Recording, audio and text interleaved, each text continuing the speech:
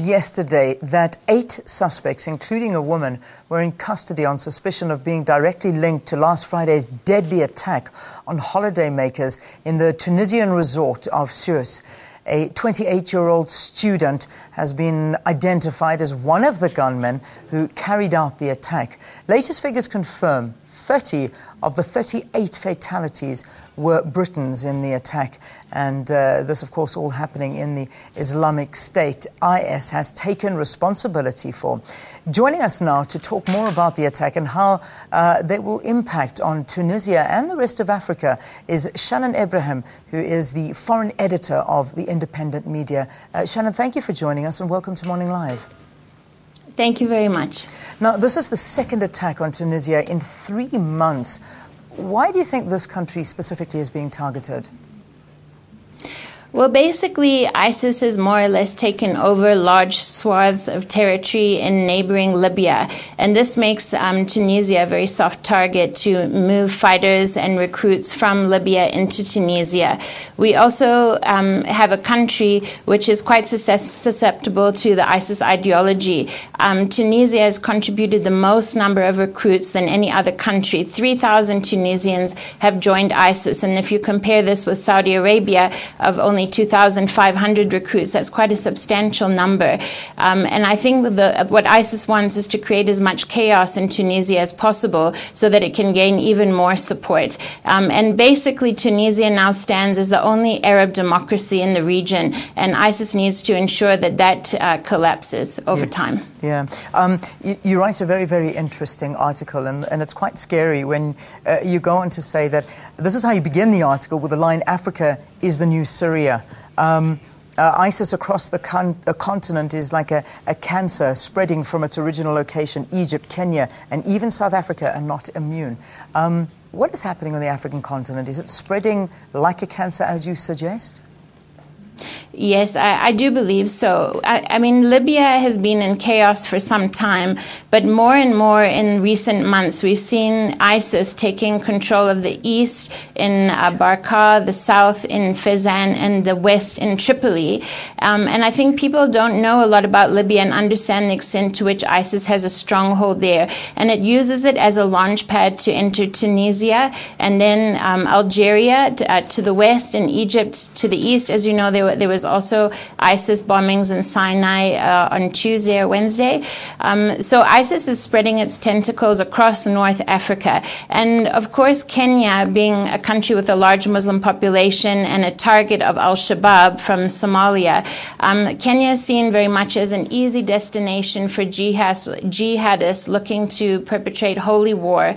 So as I mentioned in my article, more recently in Lamu, Kenya, you can see white jihadists coming from Europe, because it's more difficult now to get into the destinations in the Middle East. It's easier for European jihadists to actually get into Africa. And I think that we all need to open our eyes that even if we are even in the southern part of Africa, we are not immune from the scourge of ISIS, which is creeping into our continent. Yeah, I mean, you talk about it again in this article of yours, just saying that South Africa itself is at risk and may have already recruited over perhaps 300 people into it. We know that there was an interception of about 22 South Africans that were leaving, and this was through Turkey, and this was stopped. But I suppose it's difficult to tell. But do you feel that it's growing here in South Africa as well? I think the recruitment definitely is escalating. The targeting by ISIS recruiters of South African Muslims is escalating. And this is now a constant battle with the Muslim community. The Mulanas, the sheikhs are trying their absolute best to get this message across during Friday prayers as particular meetings with their community, trying to expose what ISIS really is about. You know, that 15-year-old girl who left from Cape Town actually thought that she was going to ISIS to assist, that ISIS would actually help the Palestinians Palestinians. And more recently, she was told that actually ISIS has destroyed a Palestinian refugee camp in Syria, and that brought her to tears. So I think the message here for young South Africans is ISIS is probably not what it's been made out to be. The caliphate that is going to be the island of true believers is largely, when people get there, not exactly what they find. They find severed heads on the streets of Raqqa in Syria. And I think it's quite dangerous that our vulnerable young people, teenagers in their early 20s, they want to make a difference in the world, but ISIS is not the way to do it. And I think they are susceptible to the ISIS propaganda. And you'll see every country in Europe is experiencing the same problem. France has 1,200 French citizens who have gone to join ISIS. This is even more than Turkey has.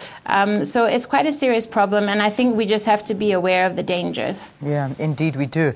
And be aware of what it can do for the continent as well. And let's just move our attention back to Tunisia. I mean, we look at the Tunisian government raising concerns about the impact that this particular attack is going to have on tourism, which of course is a major contributor to that country's economy.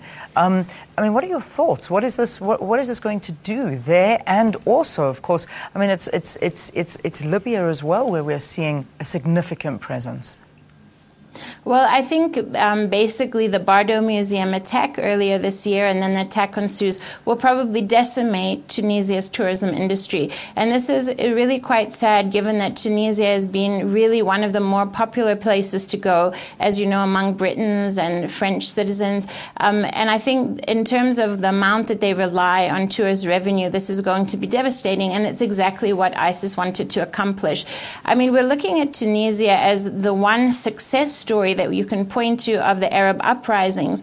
The fact that Tunisia, as an Arab democracy, has 31% of its seats in parliament held by women, when even the U.S. Congress only has 20% of seats held by women. It's a major success story, and ISIS does not want that to continue. So I think for Tunisia, this is particularly devastating, and it likely will only get worse, because as ISIS spreads more across Libya, they will just send more and more fighters to destabilize Tunisia. And their belief is the more chaos they can create and the more ungovernable territory, they will get more recruits. And this will be seen as a great success for them. Yeah. And I think that's very sad for Tunisia. Just finally on this closing note, and very quickly, I mean, what does IS want, and how should Africa and the world be responding to their demands? ISIS wants to create a caliphate. It's very an apocalyptic vision, whereby they're not going to have a particular territory, let's say Iraq or Syria. It's war without borders and never-ending war. And mainly what they want is to confront the West. That's why this gunner in Sousse in Tunisia targeted specifically British and French tourists, because ISIS's message is, in this holy month of Ramadan, please attack as many Western targets as possible, and then you'll be 10 times more likely to get to paradise. But ultimately, it's the grand confrontation between the West and the Muslim countries, and they believe this will finally play out in a town called Darbeek in Syria, and this will lead to, you know, the end times. And that's the problem, is you cannot rationalize with people that have an apocalyptic vision. It's difficult to negotiate with them, and that's what Libya is saying. You don't expect people in Somalia and other countries to negotiate with Al-Shabaab or Boko Haram in Nigeria. Why are you making us negotiate with Libya Dawn, which is basically quite similar to ISIS? So the thing is, I don't think it's possible to have negotiations with these people, and that is where the trouble lies. All right, let's leave it there for this morning. Foreign editor of Independent Media, Shannon Abraham, thank you for talking to us there from our Pretoria studios. Scary movement indeed, ISIS, and talking about the events that unfolded in Tunisia, but more importantly, what's happening right here in South Africa and the rest of the African continent.